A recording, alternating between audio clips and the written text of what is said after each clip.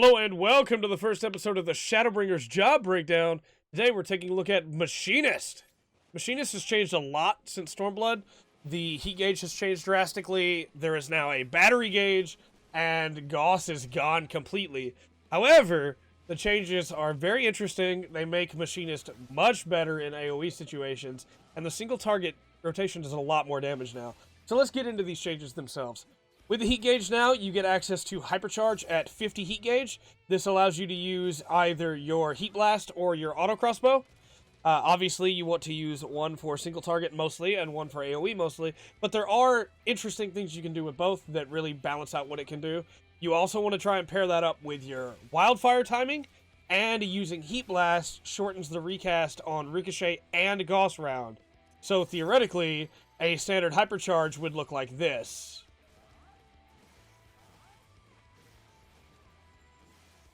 And then with the last tick of Heat Blast, you would instead just use a regular GCD to get that last tick of Wildfire so that you don't miss out on the damage from it. But you would want to always be weaving in those OGCDs during Heat Blast because you'll get them back faster, which allows you to do even more damage in a very short amount of time. You also have your battery gauge. Your battery gauge can be used at 50 to bring in the Queen or the turret if your level synced down.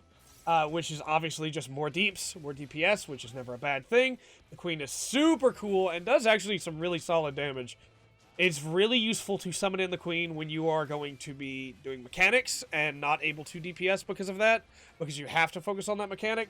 However, if you summon in the Queen at 50, which you will sometimes have to do, fight dependent, then she will not stay as long as if you summoned her in when you were at 100. You also have Air Anchor, which I've just used there, which builds the heat gauge or the battery gauge by 20. Very, very nice.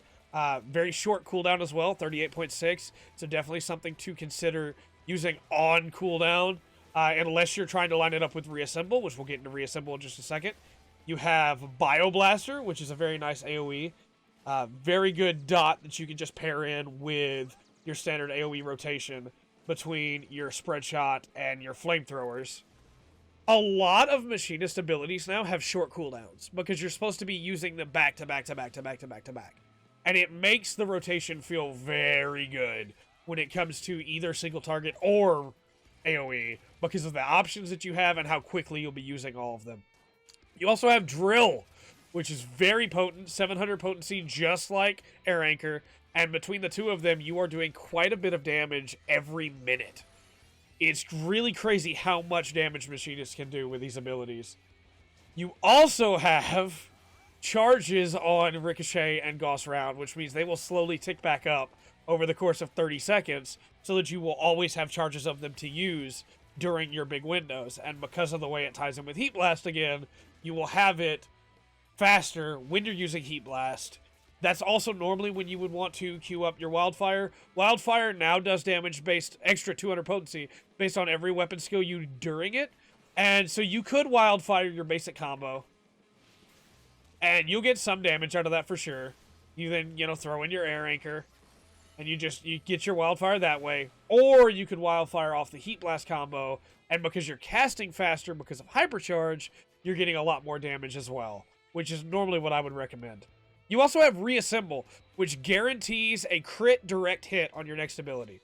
So you could use it on, say, a regular shot and do decent damage, right? Or when it comes back up again, we'll use it on Drill, and that's where the real bread and butter is at. Using it on Drill, using it on Air Anchor. Depending on your AoE rotation and what you're fighting, if your Bioblaster is off cooldown, you could use it on Bioblaster to get more on that initial tick, or you could use it on Auto Crossbow to be able to get extra damage on that initial shot from auto crossbow as well. There are a lot of different ways to use it to balance it out, and I think it's a lot of fun to try and balance all of that, to try and get your whole rotation in every time you have a chance of getting all your shots in and just doing as much damage as you possibly can. The job is definitely less complicated than it used to be in just the button amount. As you can see, this is every skill that Machinist has available, and there are gaps on my hotbars, which you will not see when we get into, like, Summoners. However, that said, look at that damage, man. Look at that. I do think Machinist is just complicated enough at this level that you will see a difference between the good Machinist and the bad Machinist, depending on what they're fighting and how they're fighting it. Depending on which skills they're using in tandem and how they're balancing everything out, I think you will definitely notice a big difference between them. And that makes Machinist a lot of fun to me, because it has a low skill floor, but a high skill ceiling. I think that's really cool. I do wish that Machinist had a way to raise battery while AoEing, and if it had a way to spend battery for AoE, that honestly wouldn't be too bad either. I think maybe bringing back the Bishop turret as an alternative option, and maybe just have it use less battery, or, for instance, maybe doing an AoE version of Queen, like maybe King or something like that you could throw out. And I think having, as you can see, you get battery ticks off of heated clean shot. I think maybe giving 5 battery tick off of a spread shot as well would not be a bad option. Because, for instance, we're going to see how much extra we would be doing here. We'll do a full AoE rotation. We'll do a quick Bioblaster. We'll go ahead and use Barrel Stabilizer, get Auto Crossbow out. And I don't think we'll be doing enough damage where the dummy's not auto-healing because of that. Just because, again, we're only getting the damage on this one with Queen. You know, there is no way for the battery gauge to hit it. And as you can see, while doing this rotation, the battery gauge is not filling at all for anything other than when we weave in our air anchor to be able to get that extra damage, which is a shame. Other than that, though, I think the Machinist is in a very, very good place. Tactician gives you some good utility. It's the only real utility ability that you have, but it is definitely nice being able to reduce that incoming damage by 10%. All told, I think Machinist is just really strong right now, and I'm excited to see, you know, if there are any changes that Square thinks they need to make. It would just be the AoE battery for me, because they made the one change that I really wanted, which was to lower the cooldown and reassemble so that it would line up with Drill or Air Anchor better.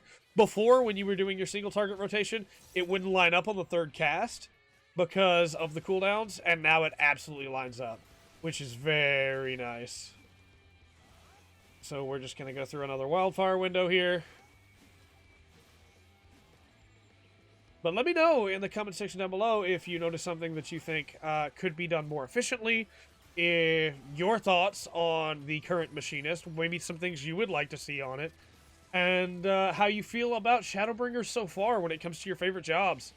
I have about 5 jobs to 80 so far, and I'm slowly working my way through the rest, but we will, you know, hit back on the rest of them as we get to them.